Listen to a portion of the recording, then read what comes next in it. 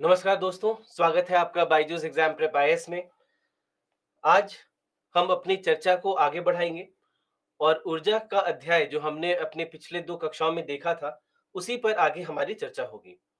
तो अंतिम क्लास में अगर आपको याद हो तो हम लोगों ने चर्चा की थी जैव ईंधन के बारे में और जैव ईंधन में बायो इथेनॉल और बायोडीज़ल के बारे में हमने पढ़ा था और बाकी कुछ अन्य पहलुओं के बारे में हमने चर्चा की थी।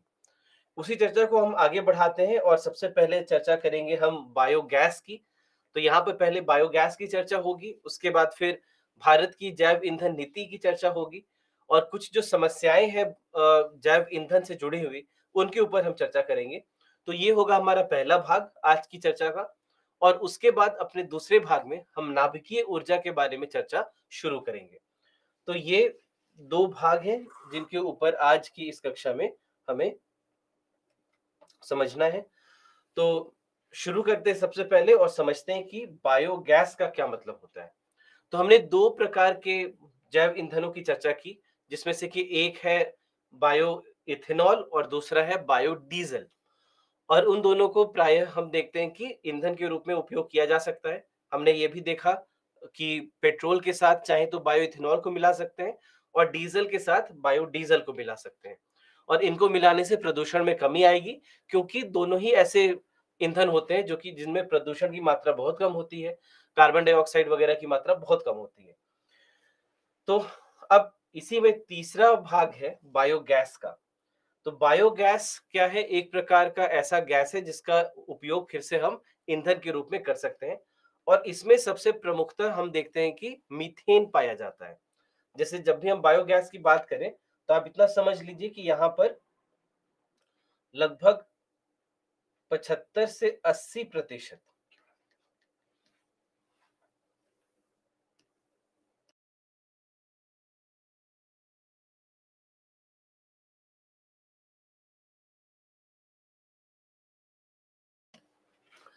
तो लगभग 75 से प्रतिशत कम से कम इसमें मीथेन होता है। 75 से 80% कम से कम इसमें मीथेन होता है और तो इसलिए बायोगैस की भी जब हम बात कर रहे हैं तो प्रमुखतः मीथेन की ही बात हो रही है और मीथेन के साथ-साथ कुछ अन्य गैस मिले हुए हो सकते हैं।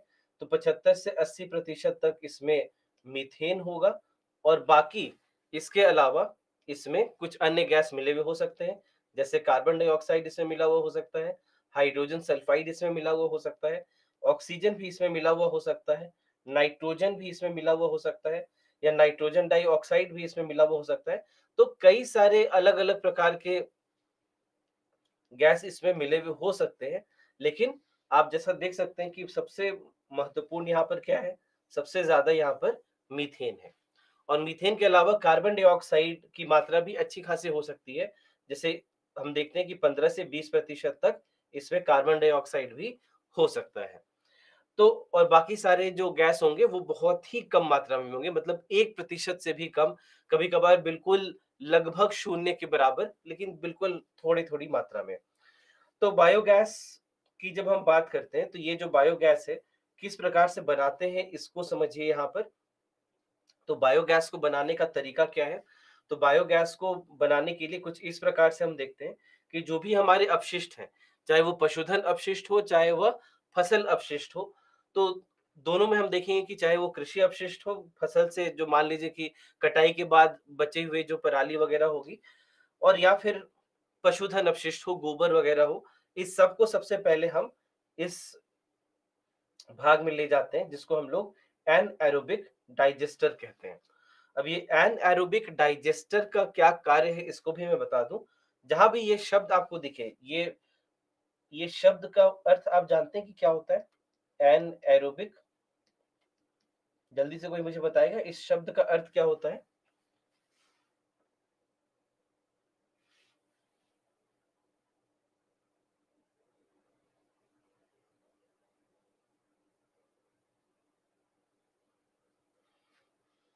हाँ, राज बिल्कुल सही उत्तर दिया आपने। तो हाँ, ठीक है, सही बात। हाँ, तो ठीक है। तो कई लोग सही उत्तर दे रहे हैं। संजय, आपने भी बिल्कुल सही उत्तर दिया है। तो जहां पर भी एनएरोबिक जहां पर भी कहते हैं, समझ लीजिए कि हम बात कर रहे हैं कि कोई भी कार्य अगर ऑक्सीजन की अनुपस्थिति में हो,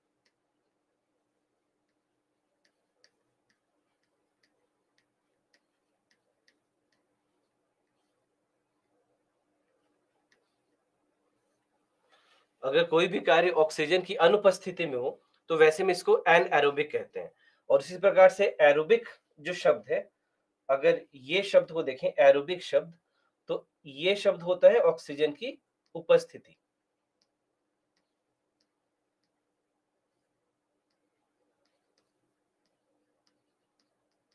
ठीक है, तो ऑक्सीजन की उपस्थिति में अगर कोई कार्य होगा तो उसको एरोबिक कहेंगे, और अगर ऑक्सीजन की अनुपस्थिति में कोई कार्य होगा तो उसको हम लोग एनारोबिक कहेंगे। तो यहाँ पर ये जो एनएरोबिक डाइजेस्टर है, इसका कार्य ये होता है कि ये ऐसा भाग हो जाता है जहां पर जो भी यहाँ पर हमारे सारे अपशिष्ट हैं, वो सारे अपशिष्ट का अपघटन हम यहाँ पर होते हुए देखेंगे ऑक्सीजन की अनुपस्थिति में। तो ये जो अपघटन होता है ऑक्सीजन की अनुपस्थिति में, इसके द्वारा जो गैस यहाँ से उत्सर्जित होते हैं, वही गैस वही गैस जो है वो प्रायः हम देखते हैं कि ये मीथेन के रूप में होता है, और मीथेन के साथ कुछ अन्य गैस भी यहाँ पर मिले हुए होंगे, और इसी गैस को फिर हम एक ईंधन के रूप में उपयोग कर सकते हैं। चाहे तो इससे बिजली उत्पादन भी किया जा सकता है, या फिर हम चाहे तो इसको घरेलू ईंधन के रूप में भी उपयोग कर सकते हैं। तो इस प्रकार से हम देखते हैं कि ये कार्य होता है, और फिर जो बच जाता है, यानी यहाँ पर जो हमारे जो अपशिष्ट है, वो जो भी बच जाते हैं, उन्हीं से फिर हम अगर चाहें, वो यहाँ जो अपशिष्ट बच जाते हैं, ये जो बच जाते हैं, इसी से हम चाहें तो फिर बायो फर्टिलाइजर यानी जैव उर्वरक भी हम बना सकते हैं। तो जैव उर्वरक भी इनसे बनाया जा सकता है, क्योंकि क्योंकि कार्बनिक पदार्थ है, तो कार्बनिक पदार्थ है तो इन भी इनकी गुणवत्ता काफी अच्छी होगी, और मृदा के साथ मिलाएंगे तो ये काफी अच्छे होंगे मृदा के लिए और उसकी गुणवत्ता के लिए। तो इस प्रकार से हम देखते हैं कि ये जो है बायोगैस कार्य करता हुआ हमें नजर आता है। तो बायोगैस में प्रायः जो मैंने आपको बताया कि सबसे प्रमुख रूप से इसमें मीथेन होता है, इसके अलावा कार्बन डाइऑक्साइड, और बहुत हल्की मात्रा में हाइड्रोजन सल्फाइड। हालांकि बाकी सारे गैस भी, जैसा मैंने आपको बताया कि बहुत ही कम मात्रा में बाकी सारे गैस भी हो सकते हैं। तो अब यहाँ पर जब हम बायोगैस की बात कर रहे हैं, तो इसको हम लोग घरेलू ईंधन के रूप में इसको कैसे उपयोग कर सकते हैं? या तो हम चाहें तो बिजली उत्पादन में इसका उपयोग किया जा सकता है,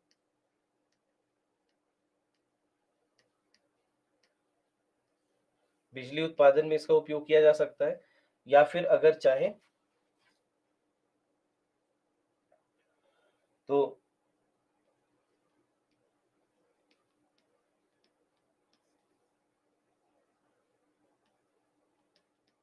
घरेलू ईंधन के रूप में इसका उपयोग किया जा सकता है। तो हर प्रकार से हम देखते हैं कि इसका उपयोग कर सकते हैं। और सबसे एक अच्छी बात क्या है कि बायोगैस प्लांट जो बनते हैं, या बायोगैस के जो संयंत्र होते हैं, इनको स्थापित करना बहुत कठिन नहीं होता, और कई बार इसलिए हम देखते हैं कि एक स्थानीय रूप से भी इसका हम निर्माण कर पाते हैं ऐसे सारे संयंत्रों का, जिसको भारत में बहुत एक प्रचलित शब्द है कि इसको गोबर गैस प्लांट भी कहा जाता है। तो गोबर गैस भी इसको कहा जाता है। तो गोबर गैस क्योंकि गोबर से प्राप्त होता है, पशुधन से प्राप्त होता है, तो इसलिए इसको गोबर गैस भी कहा जाता है, और काफ़ी आसानी से इसका उत्पादन हम ग्रामीण इलाकों में भी कर सकते हैं। तो ग्रामीण इलाकों में हमने देखा है कि इस प्रकार से गोबर गैस प्लांट का उपयोग किया जाता है। तो इस प्रकार से ये तो है। अब एक बात है जो कि बायोगैस के एक बहुत प्रमुख लाभ को हमें समझना ज़रूरी है। देखिए, बाकी सारे लाभ तो जो हमने सौर ऊर्जा में पढ़ा, पवन ऊर्जा में पढ़ा, भूतापीय ऊर्जा में पढ़ा, वैसे सारे लाभ तो यहाँ पर भी हैं ही, कि आप कह सकते हैं कि ये ऊर्जा की नवीकरणीय स्रोत है। इसमें कहीं किसी प्रकार का प्रदूषण नहीं होता। इसको चाहें तो दूरस्थ इलाकों में भी उपयोग कर सकते हैं। काफ़ी आसानी से संयंत्रों को स्थापित किया जा सकता है। भारत की ऊर्जा सुरक्षा के लिए बहुत महत्वपूर्ण है। तो इस प्रकार के तो सारे बिंदु हैं ही। इन सारे बिंदुओं को तो आप लिख ही सकते हैं। लेकिन एक बहुत प्रमुख बात है बायोगैस को लेकर, जो कि हमें जलवायु परिवर्तन के परिप्रेक्ष्य में समझना है, कि किस प्रकार से बायोगैस के से हम जलवायु परिवर्तन में थोड़ी-सी कमी ला सकते हैं। कैसे ये अ, इसका सकारात्मक प्रभाव पड़ता है पर्यावरण पर, इसको हमें समझना जरूरी है। अब देखिए, यहाँ पर हम क्या जानते हैं कि मीथेन, यहाँ पर ईंधन का सबसे प्रमुख भाग मीथेन होता है, और इस मीथेन के दहन द्वारा हमें ऊर्जा प्राप्त होती है। अब यही मीथेन का जब दहन होता है, तो मीथेन के दहन का अर्थ क्या है कि ये एक प्रकार से कार्बन डाइऑक्साइड इसमें जुड़ता है। तो कुछ इस प्रकार से ये रासायनिक अभिक्रिया कुछ इस प्रकार की होती है। तो इसको आप चाहे तो बैलेंस भी कर ले। तो 4 हाइड्रोजन था, तो 4 हाइड्रोजन इधर हो गया, अब 4 ऑक्सीजन हो गया है, तो ये हो गया 4 ऑक्सीजन। तो इस तरह से इसको लिख सकते हैं।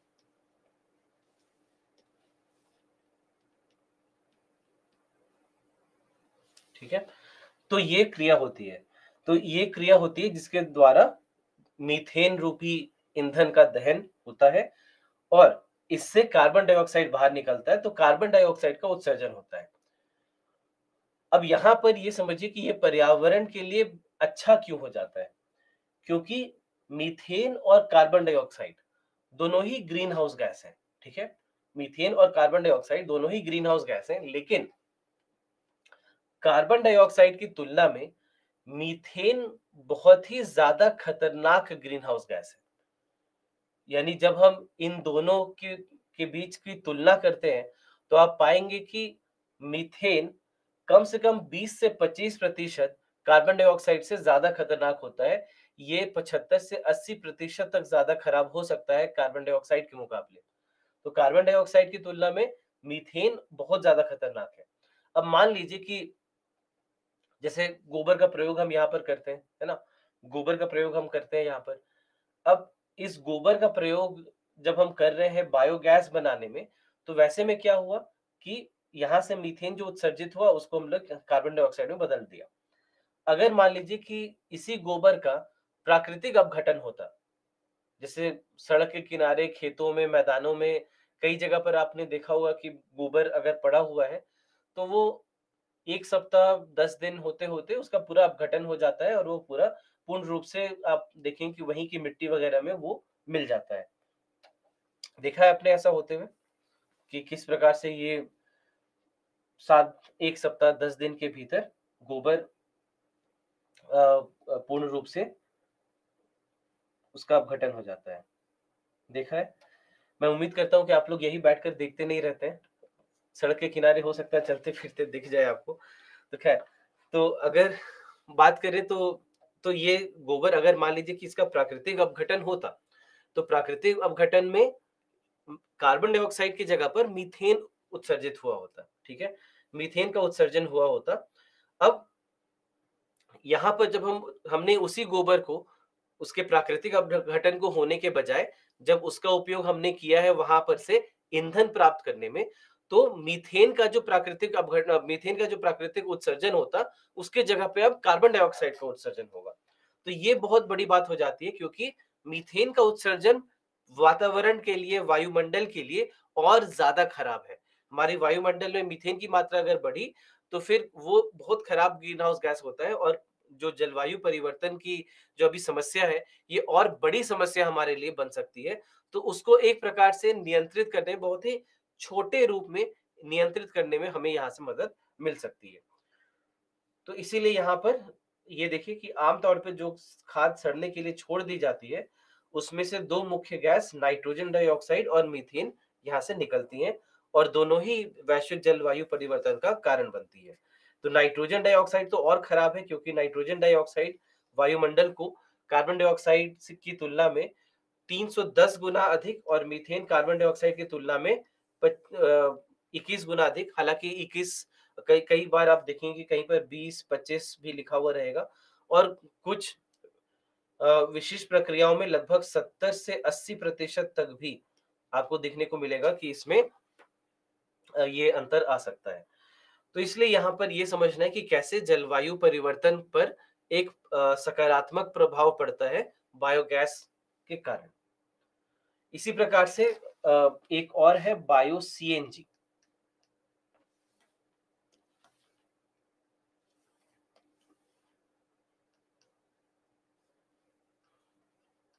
बायो सीएनजी, तो बायो सीएनजी भी मुख्यतः यही है, इसमें भी मुख्यतः मीथेन ही पाया जाता है। और भारत में हमने देखा है कि आज बायो सीएनजी के कई सारे संयंत्र लगाए जा रहे हैं। कई कई जगहों पर हम इसे स्थापित कर रहे हैं और इसके माध्यम से जितना भी जो म्युनिसिपल कचरा भी जो होता है, जो नगर पालिका कचरा है, उसको भी हम उपयोग करना चाहते हैं। नगर पालिका अपशिष्ट को भी इस प्रकार के संयंत्रों में भेजा जाएगा और वहां से हमें बायो सीएनजी प्राप्त करने का मौका मिलेगा। और इसके बहुत बड़े-बड़े प्लांट भारत में लगाए जा रहे हैं और आगे भी लगाए जाने की हमें संभावना नज़र आती है। तो इस प्रकार से ये बायो सीएनजी भी जो है इसमें प्रमुखतः मीथेन होता है। बायोगैस और बायो सीएनजी में ऐसा कोई अंतर नहीं है। अंतर आप इस बात पर कर सकते हैं कि कितने बड़े पैमाने पर इसका उपयोग किया जा रहा है। जहाँ तक बात है जहाँ जहाँ तक बात है बायो सीएनजी की, तो बायो सीएनजी के काफ़ी बड़े-बड़े ऊर्जा संयंत्र स्थापित किए जा रहे हैं और बायोगैस को हम बहुत ही छोटे रूप में, स्थानीय रूप से कई बार इसका उपयोग करते हैं। अब आगे है जैव ईंधन पर राष्ट्रीय नीति 2018। तो 2009 में आप देखेंगे कि पहली बार भारत में जैव ईंधन पर एक राष्ट्रीय नीति लाई गई थी। उसके पहले 2009 के पहले ऐसी कोई भी रणनीति नहीं थी, कोई भी नीति या कोई भी ऐसी योजना हमारे पास नहीं थी।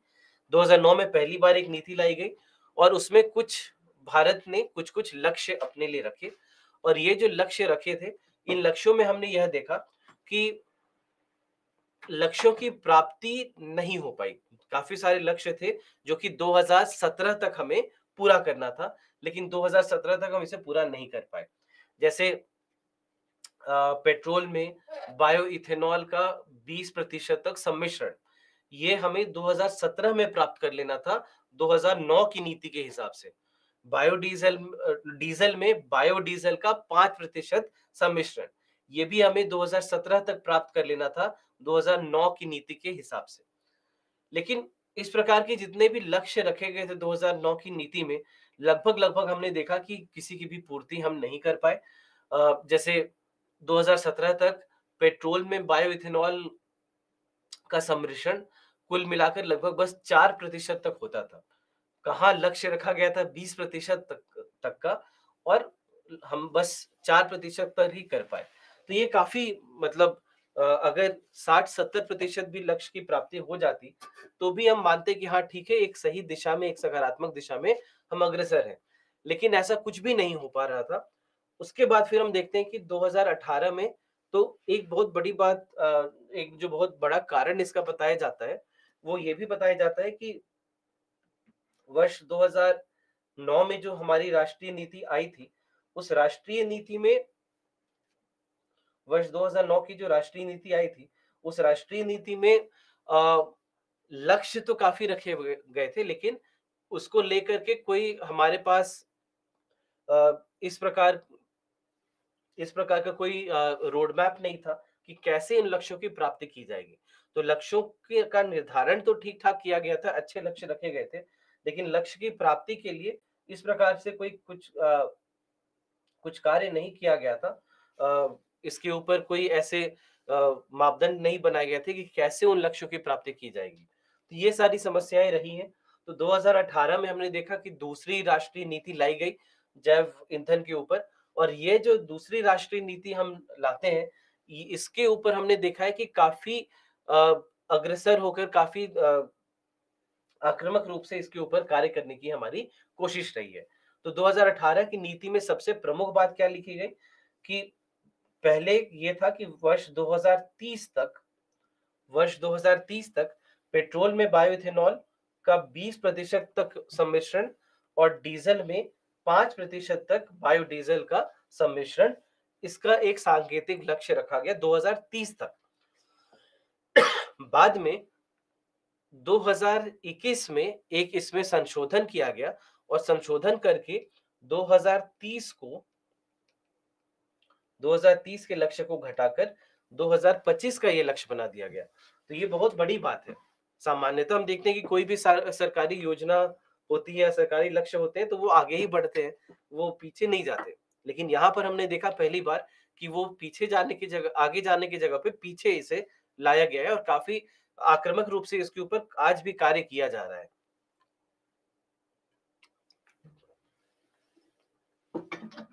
भारत के कुछ शहर हैं जहाँ पर ये 20% सम्मिश्रण हमने प्राप्त कर लिया है, यानी इसके लक्ष्य की प्राप्ति कर ली है और पूरे भारत में हमारी कोशिश है कि इस लक्ष्य की प्राप्ति जो है वो वर्ष 2025 तक हो जाए। तो ये वर्ष 2030 तक हो रहा था और ये 2025 में कर दिया गया। ये वर्ष 2021 का संशोधन था।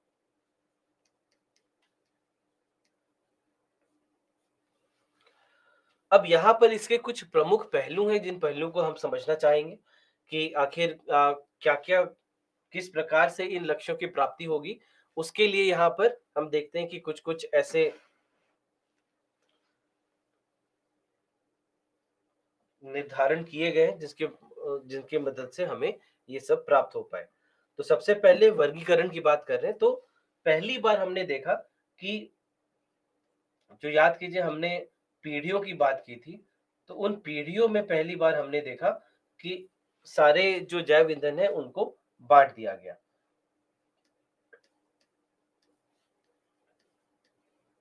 तो हमने जो बात की थी कि प्रथम पीढ़ी होती है, द्वितीय पीढ़ी तृतीय पीढ़ी और चतुर्थ पीढ़ी, उसकी हम लोग यहाँ पर बात कर रहे हैं कि कैसे इन पीढ़ियों में बाँटकर यहाँ पर इनका वर्गीकरण पहली बार किया गया है। इसके पहले कभी भी ऐसा नहीं हुआ था कि हमने इसका कोई वर्गीकरण किया हो। तो ये हमने पहली बार देखा कि इसका हमने वर्गीकरण कर दिया जो कि हमारे लिए काफ़ी अच्छी बात होगी क्योंकि अब हमें समझ में आता है कि क्या प्रथम, क्या द्वितीय, क्या तृतीय और यहाँ पर वही है जो हमने वहाँ पर भी पढ़ा था। तो जब हम प्रथम पीढ़ी की बात करते हैं, तो यहाँ पर प्रथम पीढ़ी में क्या है? प्रथम पीढ़ी में जब हम खाद्य फसलों का उपयोग करते हैं। खाद्य फसलों का जब उपयोग करते हैं तो वो प्रथम पीढ़ी हो गई। द्वितीय पीढ़ी क्या हो गई? द्वितीय पीढ़ी है जहाँ पर हम या तो गैर खाद्य फसल का उपयोग कर रहे हैं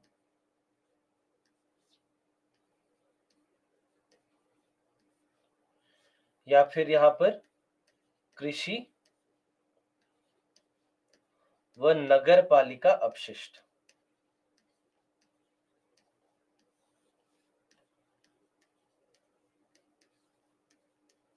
ठीक है? कृषि व नगर पालिका अपशिष्ट।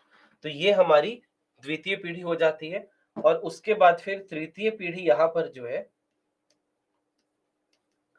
यहाँ पर तृतीय पीढ़ी हमारे लिए बायो सीएनजी हो जाती है। तो याद कीजिए कि हमने जब तृतीय पीढ़ी को परिभाषित किया था, तो वहाँ पर हमने बात की थी क्या? कि वहाँ पर शैवाल का भी उपयोग किया जाता है। तो भारत में तो ऐसे शैवाल के ऊपर कोई प्रमुख बात नहीं कही गई है, परंतु समुद्री शैवाल को ज़रूर रखा गया है।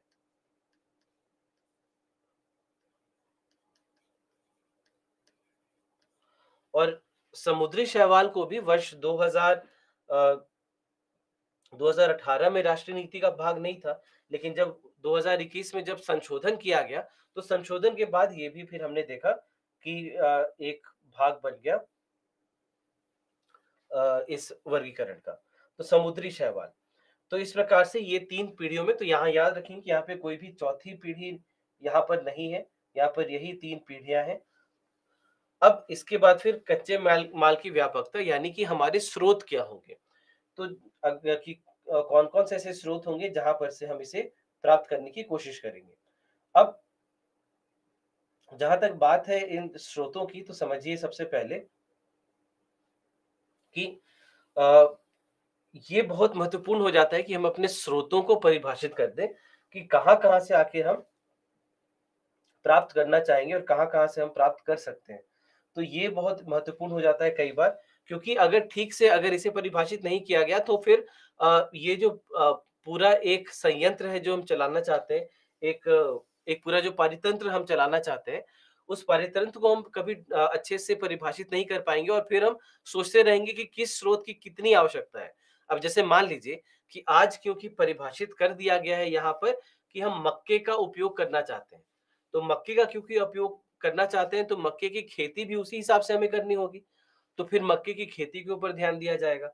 उसी प्रकार से गन्ने का यहाँ पर उल्लेख है, तो गन्ने का भी उसी हिसाब से हमें करना होगा, गन्ने की खेती उसी हिसाब से करनी होगी ताकि गन्ने का भी उपयोग यहाँ पर हम कर सकें। अब हमें ये भी पता है कि गन्ने का उपयोग चीनी बनाने में भी किया जाता है। चीनी उद्योग में भी इसका बहुत बड़ा महत्व है। तो किस हिसाब से इसको हम लोग जो शक्कर उद्योग है और जैव ईंधन है, इन दोनों के बीच में कैसे इसका उपयोग करेंगे, हमें कितने उत्पादन की आवश्यकता है, कितनी मात्रा में उत्पादन करना होगा, इन सब बात को हम अच्छे से परिभाषित कर सकते हैं यदि हम पहले से इस बात का निर्धारण करके रखें कि क्या उपयोग हम करना चाहते हैं। तो इसमें हम देखते हैं कि यहाँ पर एक अच्छे प्रकार से वर्गीकरण यहाँ पर किया गया है कि कैसे इसका उपयोग किया जाएगा और कहाँ-कहाँ पर किस प्रकार से इनका उपयोग हम करेंगे। तो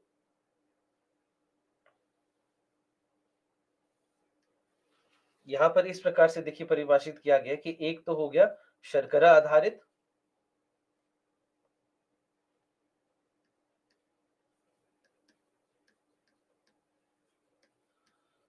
तो शर्करा आधारित फसलों को यहाँ पर लिखा गया है, जहाँ पर हम देखते हैं कि गन्ना सबसे प्रमुख हो जाता है, ठीक है? तो सबसे पहले तो गन्ना सबसे प्रमुख हो जाता है और इसके अलावा भी कुछ हैं जिनका उपयोग हम यहाँ पर चाहे तो कर सकते हैं। तो यहाँ पर इसीलिए शर्करा आधारित जो फसलें हैं उनका यहाँ पर उल्लेख है। उसके अलावा भी अ अ, बाकी जितने भी जैसे दूसरा है मंड आधारित, तो मंड आधारित हो गए दूसरे प्रकार की फसलें, यानी ऐसी फसलें जो कि एक प्रकार से समझ लीजिए कार्बोहाइड्रेट के एक बहुत बड़े स्रोत में जिनको हम देखते हैं, तो वहाँ यहाँ पर उनकी चर्चा यहाँ पर हो रही है। तो यहाँ पर अगर हम चाहें तो मक्का एक बहुत प्रमुख हो जाता है। मक्के के अलावा बाकी अगर देखें तो यहाँ पर याद कीजिए कि हमने बात की थी तैलीय बीजों की, तो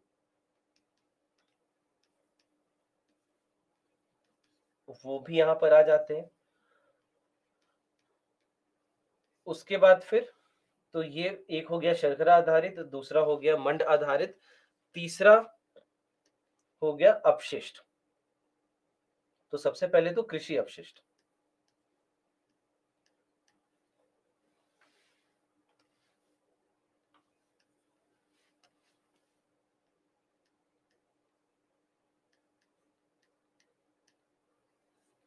कृषि अपशिष्ट। तो कृषि अपशिष्ट की जहाँ तक बात है तो कृषि अपशिष्ट में हम क्या-क्या गिनेंगे? कृषि अपशिष्ट में हम क्या-क्या गिन सकते हैं? सबसे पहले तो यहाँ पर आप पराली गिन सकते हैं। इसके अलावा कई बार देखते हैं कि जैसे मान लीजिए कि चावल की खेती होती है, तो चावल टूटे हुए चावल होते हैं जो कि बाज़ारों में जिनकी पूछ बहुत नहीं होती, तो टूटे हुए चावल का उपयोग यहाँ पर किया जा सकता है। तो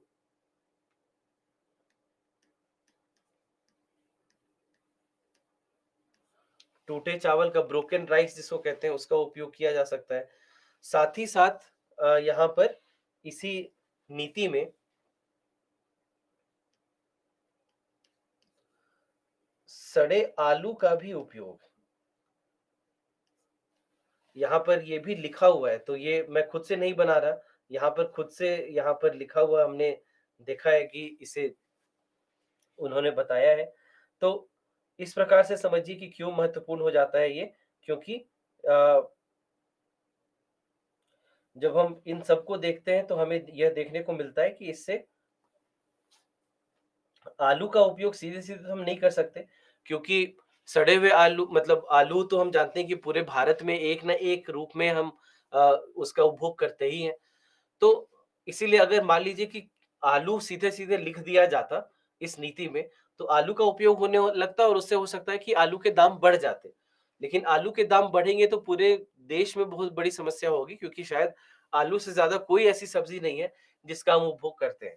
तो इसीलिए सड़े हुए आलू का यहाँ पर उल्लेख किया गया, ताकि ऐसा ना हो कि जो आलू की पैदावार हो रही है उसमें से एक भाग चला जाए यहाँ पर जैव ईंधन बनाने में, और उससे क्या होगा कि उससे आलू की आपूर्ति कम हो जाएगी, आलू की आपूर्ति कम होगी तो उसके दाम बढ़ जाएँगे। तो इसलिए सड़े हुए आलू, तो यही जो सड़े हुए आलू हो सकता है कि कई बार आपके समोसे वगैरह में जाते, अब वहां जाने की जगह पर ये कहाँ जाएंगे, ये जैव ईंधन के संयंत्रों में चले जाएंगे। तो इसीलिए महत्वपूर्ण हो जाता है कि इस प्रकार से इनको यहाँ पर परिभाषित किया जाए।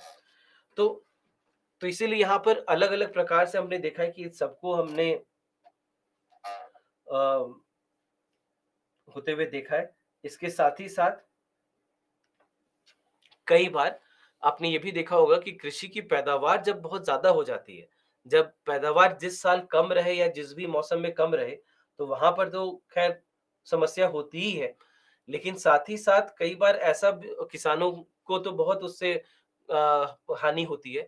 लेकिन कई बार जब पैदावार बहुत अच्छी हो, तब भी किसानों को बहुत घाटा हो जाता है।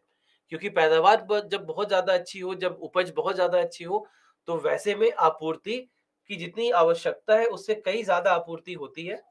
और उसके कारण फिर हम देखते हैं कि उसके कारण फिर ये जो फसलों के दाम हैं या फिर फल सब्जियों के दाम हैं, वे घट जाते हैं और किसानों को इससे बहुत नुकसान होता है।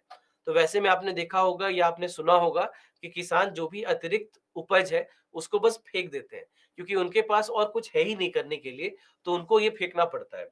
तो यहाँ पर इसीलिए भारत सरकार ने कहा कि ये जो अतिरिक्त उपज हो जाती है, जब मान लीजिए कि जिसको बम्पर कहा जाता है कि बम्पर मौसम जब रहता है, तो वैसे में कई बार जो यहाँ पर से उन्हें फेंकना पड़ता क्योंकि उनके पास और कुछ करने को नहीं है। तो जो भी अतिरिक्त उपज है, वो सरकार के पास बेची जा सकती है। तो जो भी अतिरिक्त उपज है, वो किसान सरकार को बेच सकते हैं और यही जो फल सब्जियाँ हैं, इनका उपयोग एक तरह से समझ लीजिए कि अपशिष्ट के रूप में किया जाएगा और यहाँ से हम जैव ईंधन प्राप्त कर पाएँगे। तो इसीलिए जो भी अगर अतिरिक्त उपज है,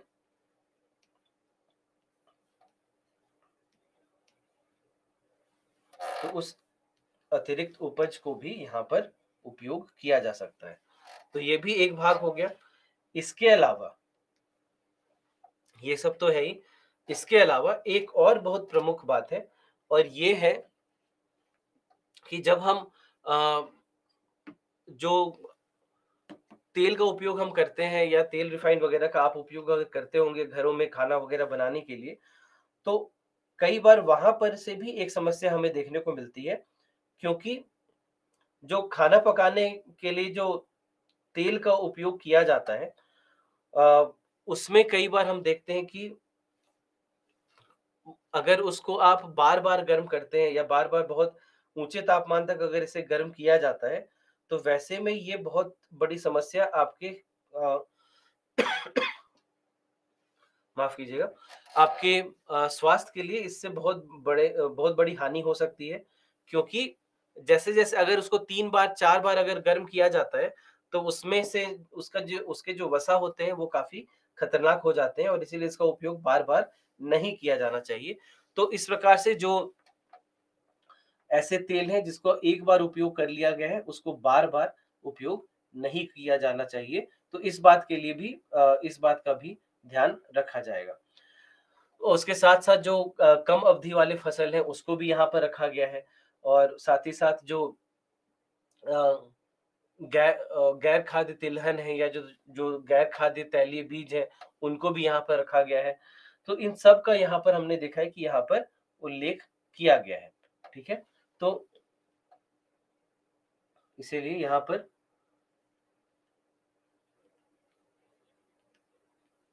प्रयुक्त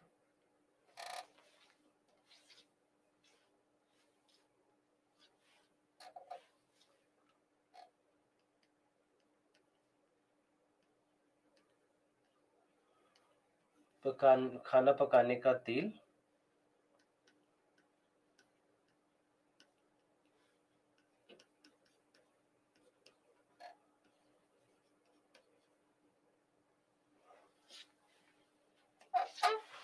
गैर खाद्य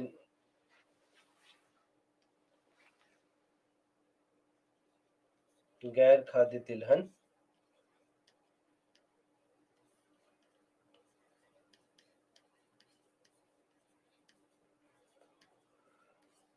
छोटी अवधि की फसल। इन सब को भी यहाँ पर हमने देखा है कि इन सबको यहाँ पर रखा गया है। तो इसीलिए समझ लीजिए कि कई प्रकार से हमने देखा है कि यहाँ पर कार्य करने की कोशिश की जा रही है और हमारी ये कोशिश है कि किस प्रकार से कि जितने भी जिस भी प्रकार से हो सके हम जो भी उपयोग कर सके हम करें। तो इसीलिए ये सारे इन सब चीज़ों को परिभाषित करना बहुत महत्वपूर्ण था, क्योंकि इनको परिभाषित करने के साथ-साथ अब हमने हमारे लिए आसान बना दिया है कि किस प्रकार से हम इसकी पैदावार को किस प्रकार से हम इसके उत्पादन को बढ़ा सकते हैं। तो जैव ईंधन के उत्पादन को बढ़ाने में इससे हमें बहुत सारी मदद मिलेगी, क्योंकि यहाँ पर अन्यथा बहुत मुश्किल हो जाता अगर केवल 1-2 फसलों पर हम निर्भर रहते और उसको लेकर के अगर नीति हमारे पास नहीं रहती।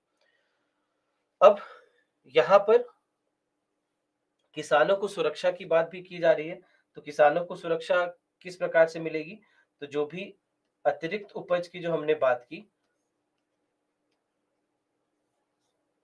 तो ये जो अतिरिक्त उपज है, जहाँ पर किसानों को कई बार भारी नुकसान उठाना पड़ता है, तो वहाँ पर की बात यहाँ पर की जा रही है, कि किस प्रकार से किसानों को यहाँ पर फ़ायदा हम पहुँचा पाएँगे। उसके अलावा एक और है शब्द यहाँ पर आपको दिख रहा होगा, वायबिलिटी गैप फंडिंग। तो वायबिलिटी गैप फंडिंग जो है, अतिरिक्त वित्त पोषण इसको आप कह सकते हैं। तो ये जो अ, वायबिलिटी गैप फंडिंग है, ये लगभग 5,000 करोड़ की वायबिलिटी गैप फंडिंग का यहाँ पर प्रावधान रखा गया है। तो और विशेषकर ये जो है, ये जो सेकंड जनरेशन यानी द्वितीय पीढ़ी है, ये द्वितीय पीढ़ी के लिए 5,000 करोड़ अलग से रखे गए हैं। तो वायबिलिटी गैप फंडिंग जो है वो अ, एक प्रकार से समझ लीजिए कि अ, एक प्रकार के वित्त पोषण योजना की हम बात कर रहे हैं, जो कि भारत सरकार की एक योजना रही है। कई सारे परियोजनाओं में या वैसी नीतियों में जहाँ पर अतिरिक्त निवेश की आवश्यकता पड़ सकती है। तो जहाँ पर भी अतिरिक्त निवेश की आवश्यकता है, उसको या तो कर में छूट देकर या तो अलग से इसके लिए बजट इनको देकर किसी न किसी प्रकार से कोशिश की जाएगी कि जितने भी अतिरिक्त बजट की आवश्यकता है या जितने भी अतिरिक्त निवेश की आवश्यकता है, उसको पूरा किया जा सके। तो उसी को हम लोग वायबिलिटी गैप फंडिंग कहते हैं। तो इसलिए वायबिलिटी गैप फंडिंग एक बहुत ही प्रमुख बात यहाँ पर हो जाती है, क्योंकि इसके माध्यम से अ, कोशिश कोशिश की जाएगी कि विशेषकर विशेषकर 2G यानी द्वितीय पीढ़ी की बायो इथेनॉल के लिए।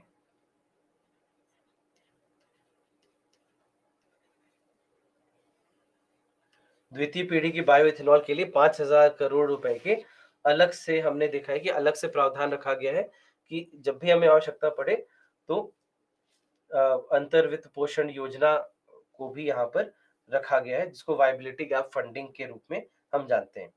इसके बाद फिर बायोडीजल को भी यहाँ पर हमने देखा है कि बायोडीजल को भी बढ़ाने की कोशिश यहाँ पर की जाएगी और विशेषकर बायोडीजल के लिए हमने देखा है कि बायोडीजल को और बेहतर तरीके से बढ़ाने के लिए, इसके उत्पादन को बढ़ाने के लिए किसानों को भी अतिरिक्त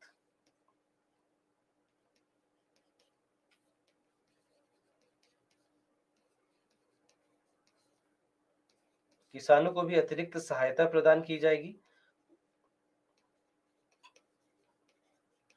किसानों को अतिरिक्त सहायता प्रदान की जाएगी ताकि किसान इस प्रकार के जो फसल है उनको उगा सकें या उनको उगाने में कम से कम उनकी इच्छा हो, ताकि इसलिए यहाँ पर उनको एक अतिरिक्त सहायता दी जाएगी। उद्योगों को उद्योगों को अतिरिक्त सहायता दी जाएगी। ये कर में छूट के रूप में दी जा सकती है। कर में छूट के रूप में दी जा सकती है। तो अलग प्रकार से ये किया जाएगा। तो इसलिए ये सारे जो भाग हैं इसको समझना बहुत ज़रूरी है हमारे लिए, क्योंकि यह नीति जो है, ये नीति इन सारे कार्यों के कारण हम देखते हैं कि कई सारे इसके अपेक्षित लाभ हमें देखने को मिलते हैं। तो सबसे पहले जैसे आयात निर्भरता में हमें कमी देखने को मिलेगी। तो आयात निर्भरता में कैसे कमी होगी? अब पेट्रोल तो आपको पता है कि पेट्रोल, डीज़ल वगैरह क्या है, ये सारे ऐसे ईंधन हैं जो कि भारत में नहीं पाए जाते, तो हमें आयात करना पड़ता है। पेट्रोलियम हम लोग आयात करते हैं, फिर पेट्रोल वहाँ से प्राप्त करते हैं। तो अब आयात करते हैं, तो आयात करने के लिए पैसे तो आपको देने होंगे। तो यहाँ पर हम देखते हैं कि ये जो पैसे दिए जाते हैं, ये हमेशा जो भी अंतर्राष्ट्रीय व्यापार होता है, ये सामान्यतः आप पाएँगे कि अंतर्राष्ट्रीय व्यापार डॉलर में होता है।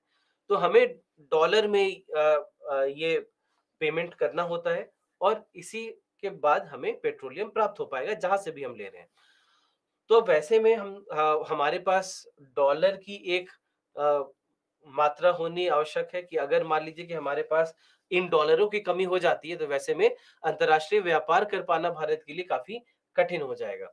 तो वैसे में हम देखते हैं कि हमें हमारे लिए बहुत महत्वपूर्ण होती है कि हमारे पास फॉरेन एक्सचेंज यानी विदेशी मुद्रा हमारे पास हो। तो अब ये विदेशी मुद्रा का खर्च जितना ज़्यादा होगा, हमारे लिए अंतर्राष्ट्रीय व्यापार करना उतना कठिन हो जाएगा। तो अगर मान लीजिए कि आयात निर्भरता में कमी आती है, कमी कैसे आएगी? क्योंकि हम मिश्रण करेंगे बायोइथेनॉल का पेट्रोल में।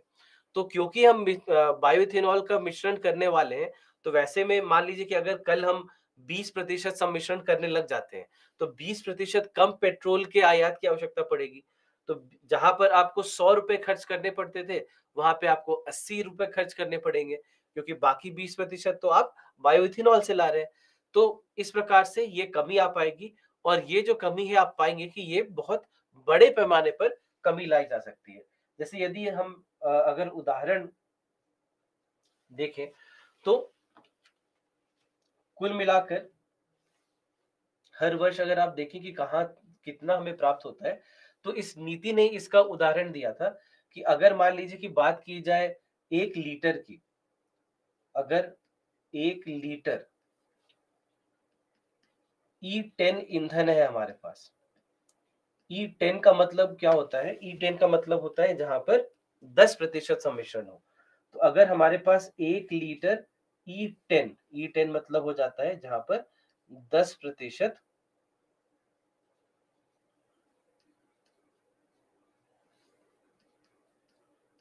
सम्मिश्रण हो, ठीक है? तो इसी प्रकार से E20 होगा जहाँ पे 20% हम कर जाएँगे, जहाँ पे 5% है उसको E5 लिखेंगे, तो इस प्रकार से लिखते हैं। तो 1 लीटर अगर हमारे पास E10 ईंधन है, तो इससे हम देखते हैं कि कुल मिलाकर 28 करोड़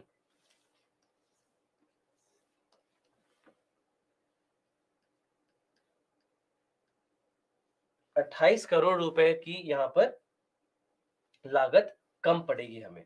तो वर्ष 2017-18 में मतलब नीति के आने के तुरंत पहले कुल मिलाकर के 150 करोड़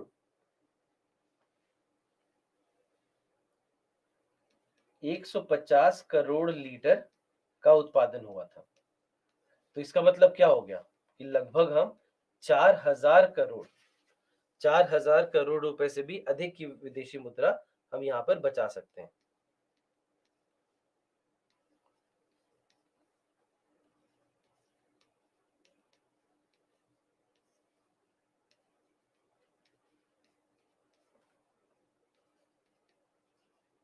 तो एक बहुत ही बड़ी संख्या की हम यहाँ पर बात कर रहे हैं, है ना? उसी प्रकार से यहाँ पर स्वच्छ पर्यावरण की भी बात की जा रही है और स्वच्छ पर्यावरण क्यों? क्योंकि कार्बन डाइऑक्साइड का उत्सर्जन कम होगा, बाकी सारे जो प्रदूषक हैं उनका उत्सर्जन कम होगा, तो वैसे में स्वच्छ पर्यावरण भी हमें देखने को मिलेगा। तो जैसे फिर से अगर हम मान लीजिए कि बात करते हैं, तो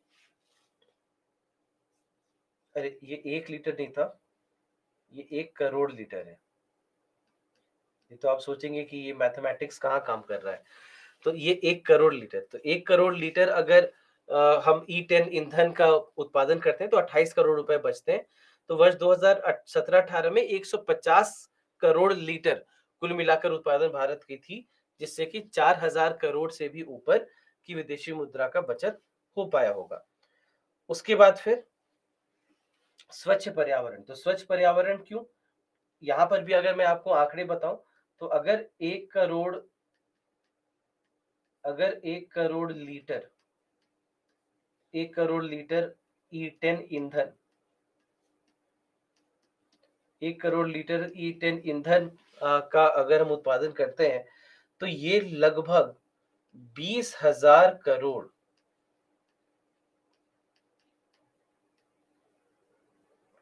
या 20,000 करोड़ नहीं, यहाँ करोड़ नहीं, यहाँ पर टन, 20,000 टन कार्बन डाइऑक्साइड का उत्सर्जन कम होता है।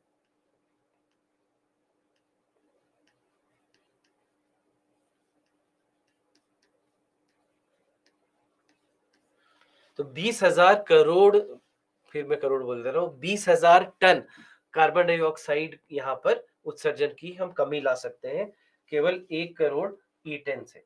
तो यहाँ पर आप इसीलिए समझिए कि कितनी बड़ी मात्रा में यहाँ पर ये बचाया जा सकता है। अब इसके बाद फिर स्वास्थ्य लाभ।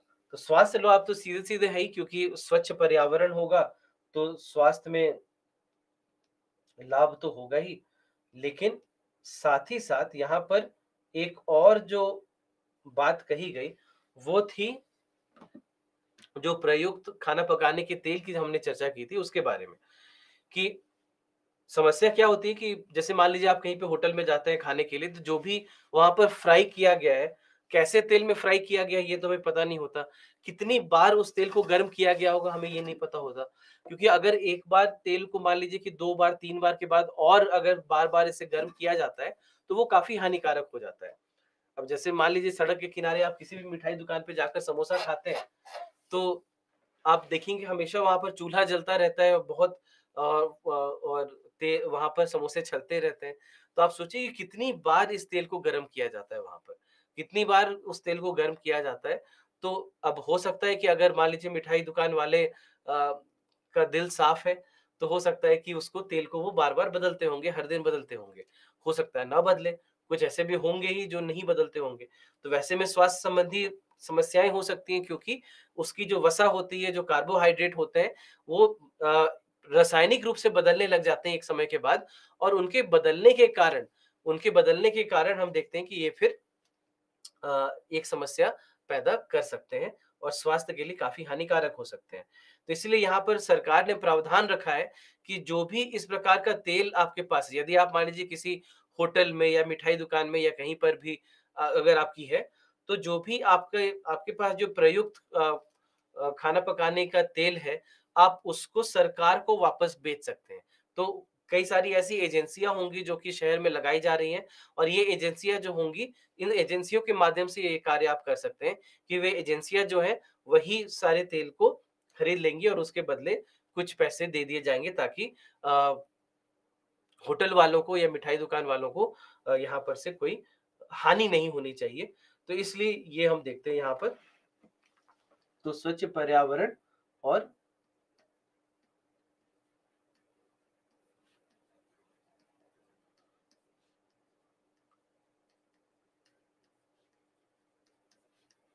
प्रयुक्त खाना बनाने का तेल। तो इन 2 दृष्टिकोण से आपको ये कार्य देखते ही रहना होगा। अब इसके बाद फिर इसके बाद है नगर पालिका अपशिष्ट का प्रबंधन। तो नगर पालिका अपशिष्ट प्रबंधन में भी हमें यहाँ से मदद तो मिलेगी ही, क्योंकि एमएसडब्ल्यू यही है, म्युनिसिपल सॉलिड वेस्ट। तो नगर पालिका ठोस अपशिष्ट आप जिसको कह सकते हैं, तो उसको भी कम लाने में कमी हमें मिलेगी, क्योंकि अगर भारत में देखें तो जो 2018 में जब नीति आई थी, तो उसके आंकड़े ये कहते हैं कि कुल मिलाकर के सालाना 62 मिलियन टन नगर पालिका ठोस अपशिष्ट का भारत में उत्पन्न होते हुए हम देखते हैं। तो 62 मिलियन टन बहुत ज्यादा होता है।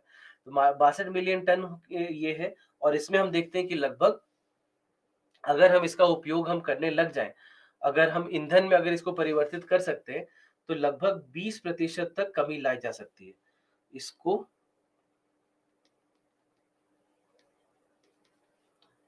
ईंधन में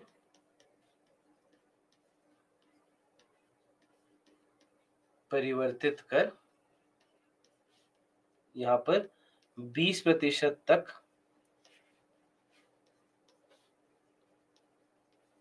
की कमी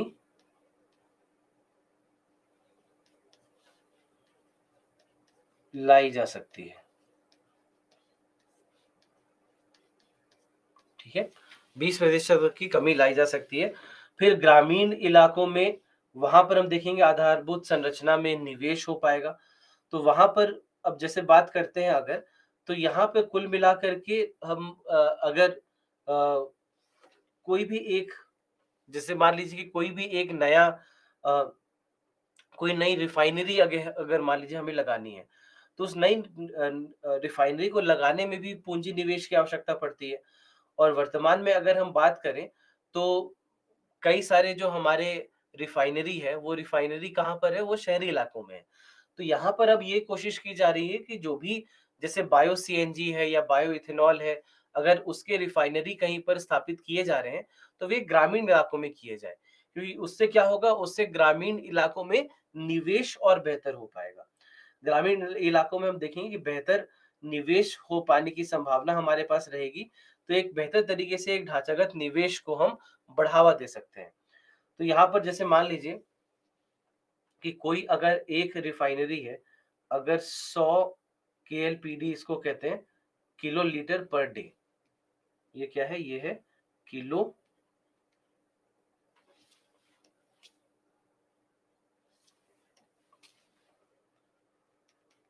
किलो लीटर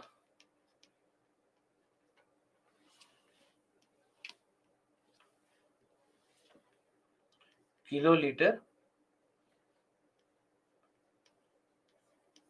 प्रतिदिन, ये होता है केएलपीडी। तो अगर एक कोई 1 किलो लीटर प्रतिदिन का कोई प्लांट अगर है, कोई अगर रिफाइनरी है, तो उसे कुल मिलाकर 800 करोड़ रुपए के निवेश की आवश्यकता पड़ती है। तो इस प्रकार से हम देखेंगे कि बड़े-बड़े अगर संयंत्र लगाए जाते हैं, प्लांट रिफाइनरी लगाए जाते हैं, तो अच्छा खासा एक हम देखेंगे कि ग्रामीण इलाकों में निवेश हो पाना संभव हो पाएगा। उसके बाद फिर रोजगार के नए अवसर यहाँ से मिलेंगे।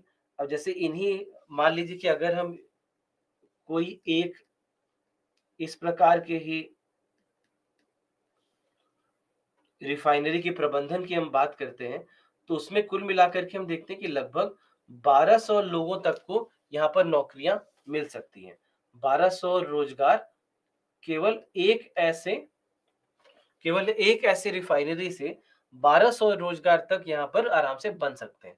तो इस प्रकार से जितने इस प्रकार के नए रिफाइनरी लगाई जाएगी, उन सब रिफाइनरी से हमें इस प्रकार का फायदा होना संभव है।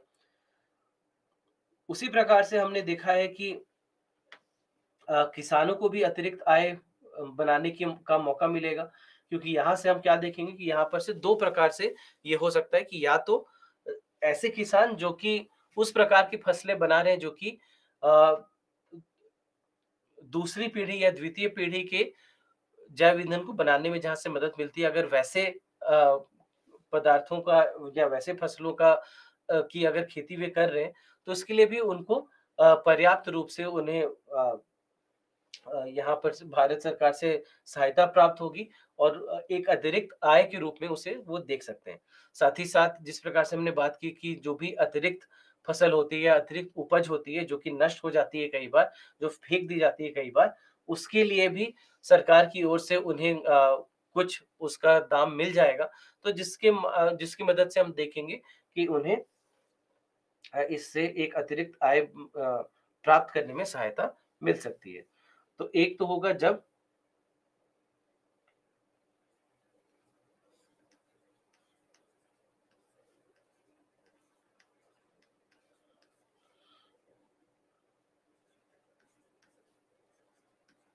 द्वितीय पीढ़ी की फसल की खेती,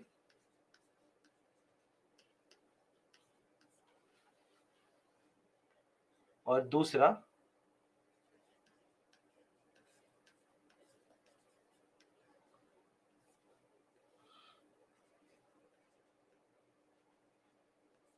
जो भी अतिरिक्त उपज होगा उसको उसके रूप में। तो ये हम देखते हैं कि इस प्रकार से यहाँ पर ये कार्य जो है ये किया जाता है। ठीक है?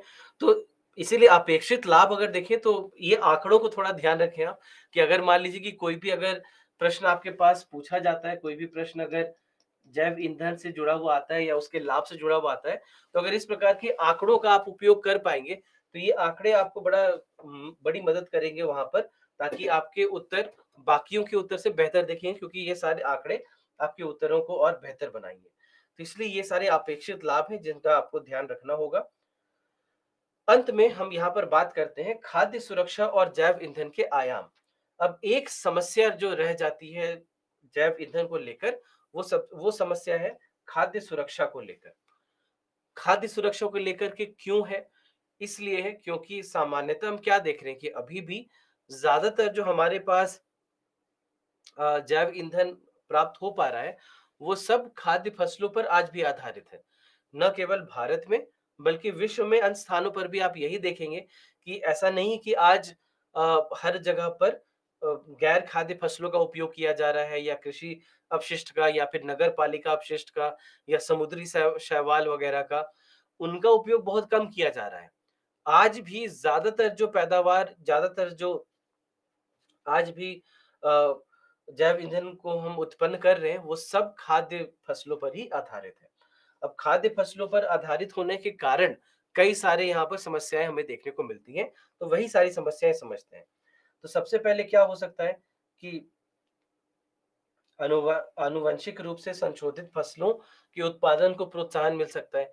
ऐसी फसलों का उत्पादन जो कि ईंधन के लिए बेहतर हो सकता है कि उनका पोषण मूल्य बहुत कम हो, उनका पोषण मूल्य अच्छा नहीं हो, लेकिन उनसे हम अच्छे जैव ईंधन की प्राप्ति कर सकते हैं, बेहतर मात्रा में जैव ईंधन की प्राप्ति कर सकते हैं। तो इस प्रकार से हो सकता है कि आनुवांशिकता रूपांतरण की संभावना यहाँ पर बनती है। तो कई बार इस प्रकार के कार्य किए जा सकते हैं जो कि अ, हमारे लिए, हमारी सेहत के लिए ठीक नहीं होगा। उसके बाद फिर खाद्य आयात की क्षमता में कमी आ सकती है, विशेषकर जो गरीब राष्ट्र हैं उनको। और ये क्यों होगा, ये कैसे होगा, इस बात को भी समझिए। क्योंकि यहाँ पर अब क्या होगा कि क्योंकि खाद्य फसलों का उपयोग किया जा रहा है, अब कई सारे देश हो सकता है, जैसे मान लीजिए कि भारत है, या यूरोपीय देश है, अमेरिका है, चीन है, जापान है, इस प्रकार के जो राष्ट्र हैं जो गरीब देशों को की खाद्य आपूर्ति करते हैं।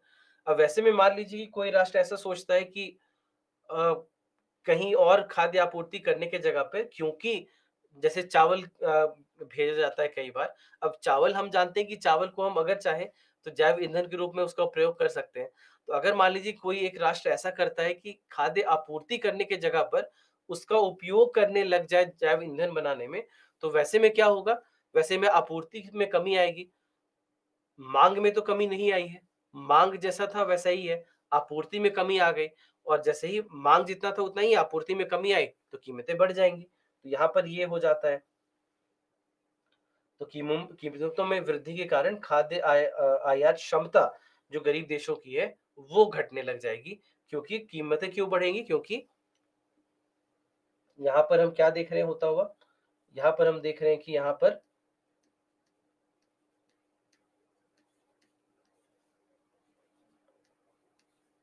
आपूर्ति घटी,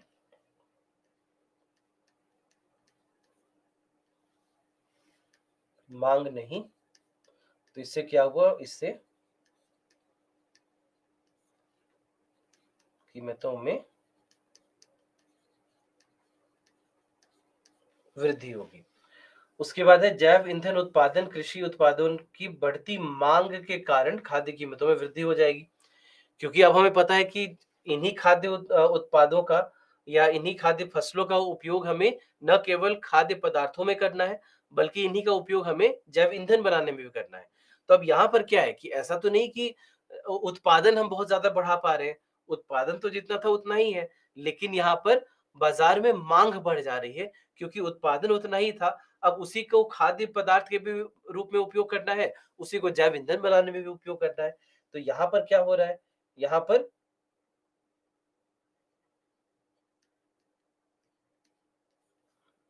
मांग यहाँ पर बढ़ी,